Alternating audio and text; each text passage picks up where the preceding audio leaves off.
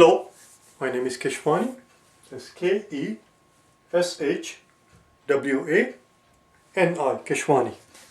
I have been solving math problems for GRE out of this book here, practicing to take the GRE general test, the 10th edition. If you do not own this book already, purchase one immediately.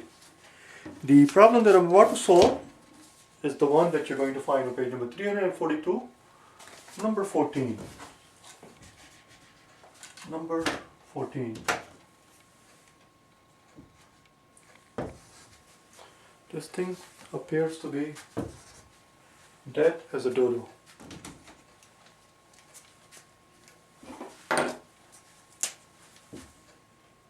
Number 14.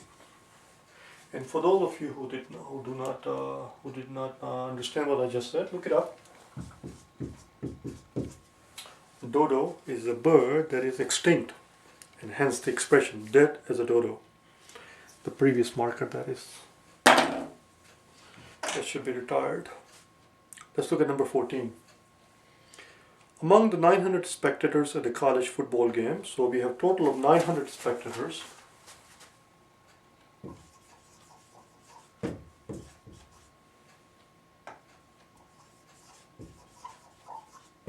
Total spectators, we have 900 of them. Among them, there was a total of X students from college C. From college C, we had X students. And a total of Y students who were not from college C. Which is another very awkward way of saying it says a total of Y students who were not from college C. In other words, from other colleges. From other colleges, we have a total of Y students. So the question is, what does this represent? What does this quantity represent? 900 minus X minus Y.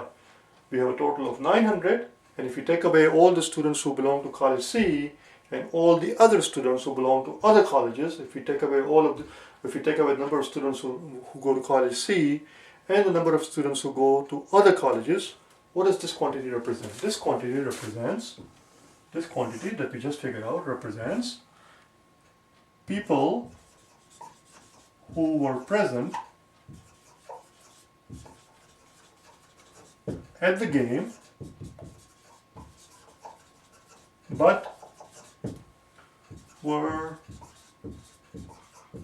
not students. That's what that represents, because we took care of the students. X is the number of students that we had from college C. Y is the number of students we had from all the other colleges. Well, if they were from all the other colleges, then the remaining amount, 900 minus X minus Y, must be those people who were present at the game, but they were not college students. That's what that represents. Let's see what they're asking for. But there you go. In first column we have number of spectators at the game who were not students. This is it. Number of students. That's what this is. This is what it says. People who were present at the game but were not students. That's what that is. And in the second column, that's your column A. And in the second column, we have the exact same thing. Here's your column B. In column B, we have the exact same quantity. 900 minus X minus Y. Exact same quantity. And therefore the answer is C. That's all. The answer is C. Now, if you had trouble, if you do not like this thing, if you have trouble, if you're not comfortable with it, doing it this way, in the abstract way with X and Y, then if you wanted to, you could actually plug in numbers for X and Y. And that's called plugging in, substituting numbers for the variables. And I'm going to do it again one more time with by plugging in numbers. So read the problem with me. You must have the book in front of you. Read the problem with me as I go along, okay? It says, among the 900 spectators at the football game, there was a total of 100 students from college C. Where did this 100 come from? Well, it fell from the sky. I substituted 100 for X. Why 100? Why not? Why not? I could plug in anything I want, so why not 100? I like 100. So now the problem reads, Among the 900 spectators at the football game, there was a total of 100 students from college C and a total of 200 students. Again, where did 200 come from? Well, again, it fell from the sky. I just made it up.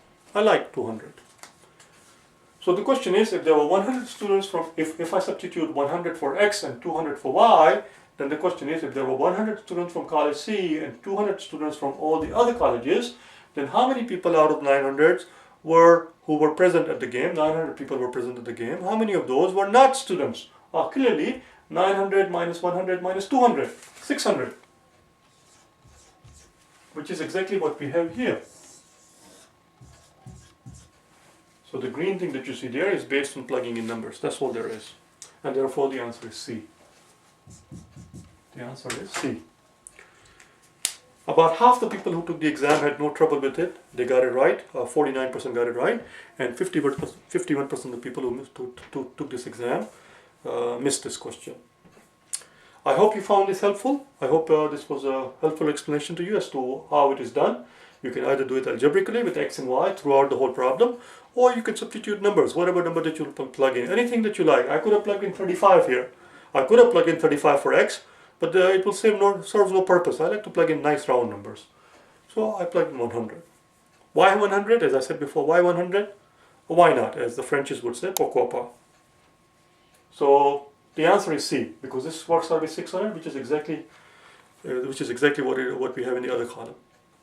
I hope you found it helpful.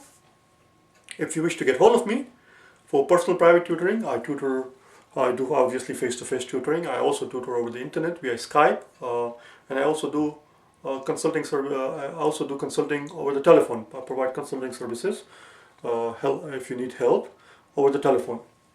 Go to my website at www.prep.gre.com and send me an email if you need help. Or you can go to www.KeshwaniPrep.com, alright, and send me an email. Thanks.